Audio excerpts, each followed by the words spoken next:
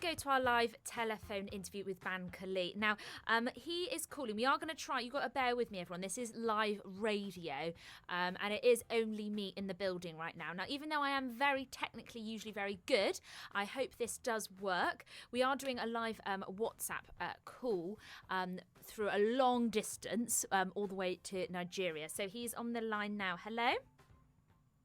Hello, hi, Ami. Hello, how are you? I'm fine. Top of the morning to you. Oh, top of the morning to you too. Now, you're calling from miles and miles away in Nigeria, aren't you? Yes, I'm calling from Nigeria, Lagos. And what's the weather like there actually at the moment?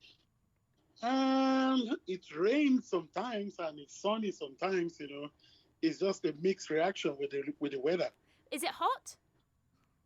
Yes, when it's hot, it's very hot. I can imagine. When it's raining, it rains very heavy. And not like the weather in the UK then? No. UK is chilly, cold. And even when it's sunny, it's still cold, Yeah, and it's usually always grey. Exactly. All the time. So you're not missing much here.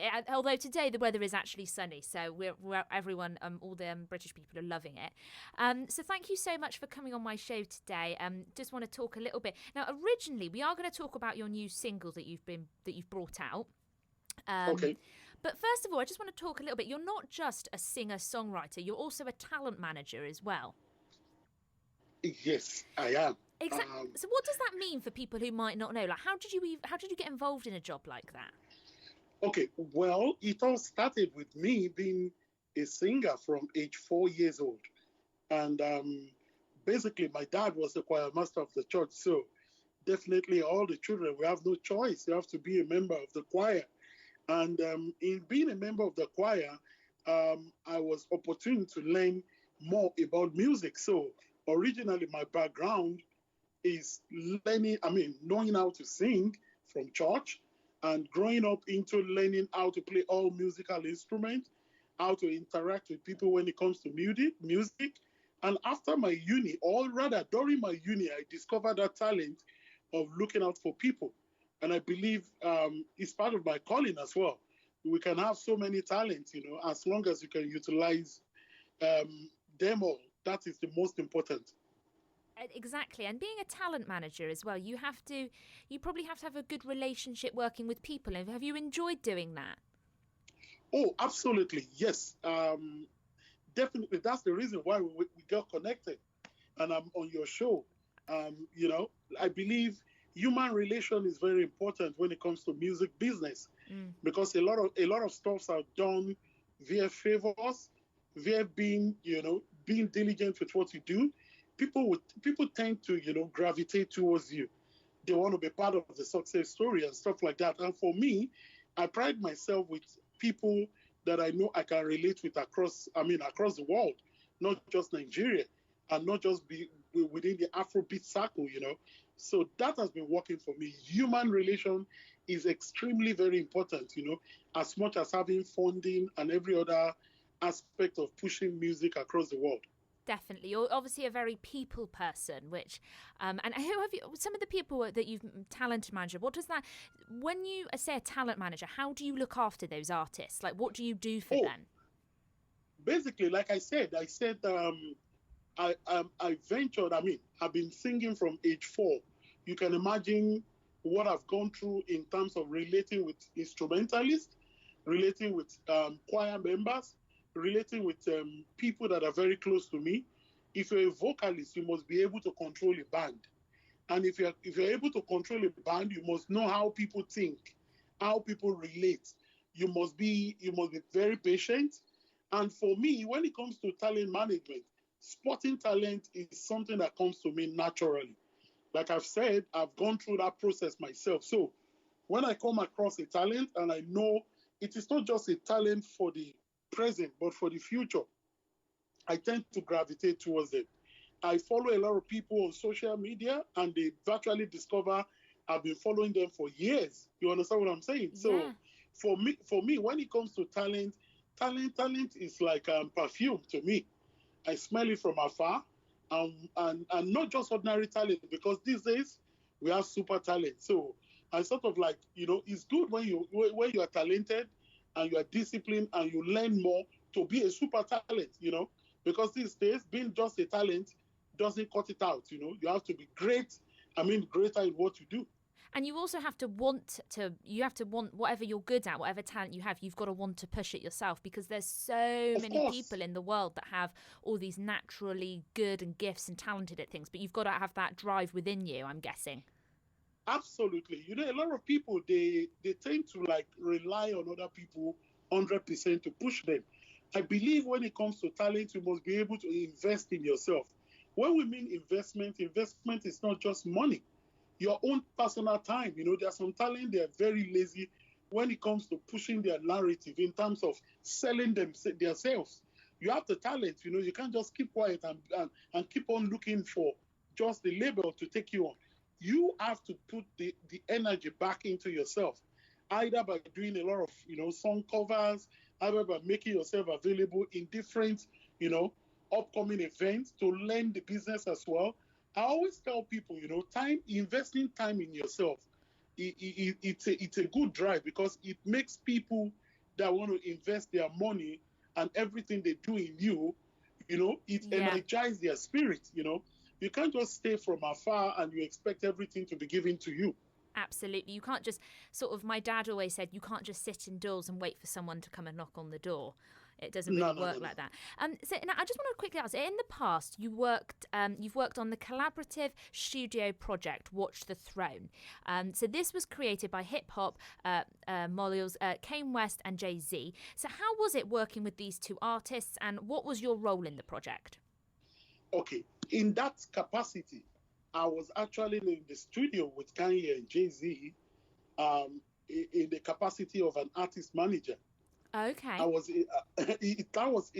It came up like a very funny story to me, because I was out there with Don Jazzy during the process of making Watch the Throne. And I remember I was just sitting in one corner of the room, and Kanye walked up into the room and he said, "Can everybody stop what they're doing?" And I look at him, I noticed he was making sign that everybody should stop what they're doing, because I was putting on an headphone and I was on my laptop. So I stopped, and he said to everybody in the room, "I'm going to replay this music. Any contribution that comes to your mind, can you just, let's be in the creative mind." And he replayed a song from the What the Throne album. And when he played the song, unconsciously I started singing. And basically what I sang was the solution to the problem they were trying to fix with the song. And that was how I was so fortunate to be able to be on that project. That's amazing. Not just one song, but also two songs. I was on 2 tracks on the album. That was like a blessing to me. And I believe that was the moment when I realized, God has given me something that is beyond just, just myself alone. It's for the world. And through his blessing, I've been able to, share that with the world. And was that a really big moment for you? Would you say in your career, throughout your career, that was like a really big moment for you? It is one of my biggest moments in my career, because working with Kanye, who is one of the most super talented producer and a rapper, a highly creative mind, and also, working with Jay-Z, who is a super entrepreneur, one of the legends. It's a great moment. And after recording that song, like about 20 minutes after, Kanye called Jay-Z, and Jay-Z came to the studio. And I remember when he came into the studio, Kanye replayed what I've done on the track. And Jay-Z was, very appreciative of it. He came towards me, he hugged me, he shook my hand, and he said, "Oh, that's nice." And till date, I'm sure he always remember the face and the contribution I've put into it. For me, it's one of the greatest moments, and it's an humbling experience. I put it like that, because really I was in that room in the capacity of an artist manager, despite the fact that the confidence is there. Music is something I've done all my life, and I'm not just contributing to any artist career as a manager, but also as a creative in terms of A&R. So the experience is there, the confidence is there. knowing what to do at the right time when it comes to music is also there. And I also think that it's really lovely to hear that experience was amazing for you because, as you know, when I would say like normal people or fans, they look up at artists. Getting to know someone and working with someone sometimes is a lot different in real life than what you expected. Of course. I mean, you could have, before you even met Kanye and Jay-Z, you probably thought, oh, they're amazing. But sometimes when you meet someone, it's like, okay, is this actually going to work? Are we actually going to gel? Are we actually going to get along? Okay, let me tell you something about Kanye that I realized. If when it comes to creativity, people must have an open mind. It doesn't matter who you are. You understand what I'm saying? Yeah. As long as you're in the room, you must be able to contribute. People can be in the same room with you when it comes to creativity or creating, value, and they become a kind of distraction. For Kanye, I think he believes everybody in that room at that time is there for a purpose and to contribute, and he's not ashamed to ask anybody to come up with any idea, as long as your idea fits into what it is. He doesn't want to know whether you are the greatest or you are the smallest. As long as you are creative and you can add value, and I believe that should be one of our motto when it comes to we human beings. We must be very creative. We must walk ahead of time, meaning anything you're doing, be the best of the best of the best. Yes, I was in that room as an artist manager, but after all said and done, I left that room being a singer, being a contributor on that project, being a vocalist, being credited for that, and of course, it changed my mindset, because not just being there, I was able to also learn from the process, which naturally would have been something that would have taken me a longer time, but being in that room, learning how they do things, learning how creative process work was the high point for me. It's amazing. It's incredible that, sometimes being in the right place at the right time. And I was going to say, when you're going from sort of artist manager, talent manager, you're going in that transition period to singer, songwriter. What is that? Is that transition has it been challenging to transition from like a different side? Well, I'm going to say yes and no. For me, as an example, I've been singing from age 4. Even while being an artist manager to other artists, I always do background vocals in so many people's, music as well. And not just that, instruct or A&R some projects as well. So I think for me, it came in naturally.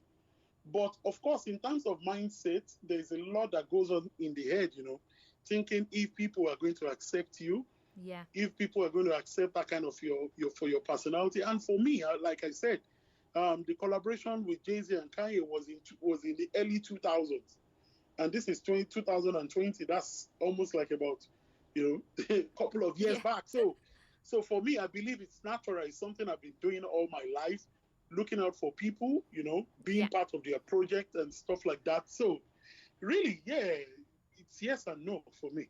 And really quickly, because we're running out of time a little bit, but I just want to talk quickly about the Lion King, the Gift album with Beyonce. You featured on 3 songs on that. So what was that experience like for you? Wow, that was another humbling experience, because I was out there in LA for a totally different reason, and I find myself in the studio working on all those songs. For me, I believe it's an opportunity for Afrobeats, because it gave a kind of shining light to that genre, across the world. Working with Beyonce, one of the biggest female, mainstream, female artists, of the world, for her to look at Africa and to work on that elaborate project with a lot of artists from Africa, I think that is great. That is gracious for me, because it not just only gave us an opportunity to be on that project. It's a shining light on Africa, and it's an opportunity for people like me and many others to express our God-given talent. Amazing. It's literally incredible that you got these amazing experiences. And today we're going to talk about your new debut single, collaborated with World D. So tell me about this track, why you created it, what's the sort of like inspiration behind the track? Well, I think in November 2019, I was looking ahead into 2020, and for me, I always try to plan 3 months, 6 months, 7 months ahead of time. My mindset was a bit like wary because the project I worked on with Beyonce was nominated for Grammy, and so I was going to travel to LA, and I was in the studio with one of Afrobeat's most sought after producer, Nonso Amadi, and we were in the studio session with Malik Berry, one of the biggest Afrobeat acts out there in UK. We were in the studio, and Nonso played the beat, and like I said, unconsciously, I started singing, Baby Roll, Baby Roll, Baby Roll.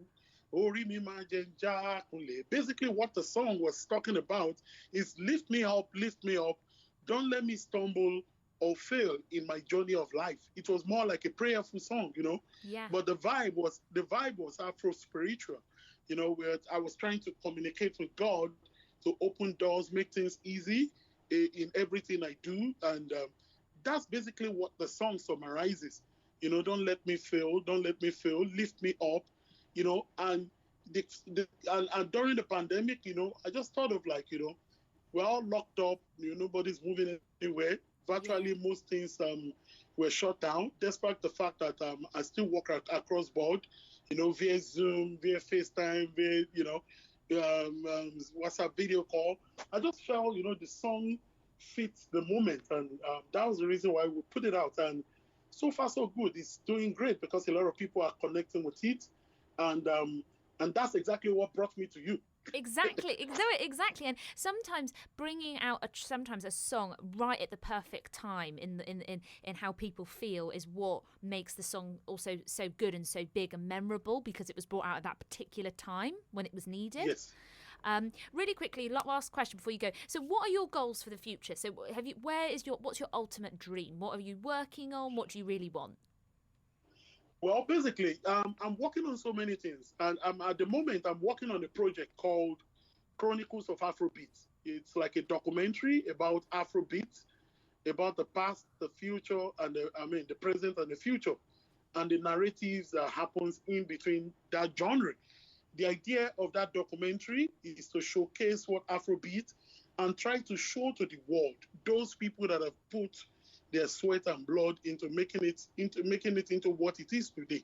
Of course, the documentary cannot cover everybody, but of course, it should be a representation of what Afrobeat has been to the world. And also, yes, I'm going to be putting out more singles, and of course, I'm going to be looking after people as well. At the moment, I manage an artist called Dolapo The Vibes, and also consult for a lot of musicians across the world. Yeah. And because of the kind of energy I have, I believe I can multitask. Absolutely. And I wish you literally all the best of luck with everything you do. People can follow you on follow you on Instagram. They can listen to your track on Spotify. We are going to play the track in a few minutes' time. And I just want to say thank you so much for coming on today and ringing all this way. Thank you very much. Yeah, people can connect with my social media handles, Bankulli, Bankulli, on all social media platforms. I'm even on Triller, Well, thank you so much, and you have a wonderful day. Oh, thank you, Ami. Thank you. Take care. Thank you for the interview. No, I absolutely loved it. Bye-bye. Yeah, bye-bye. And that was Bankulli. I'll be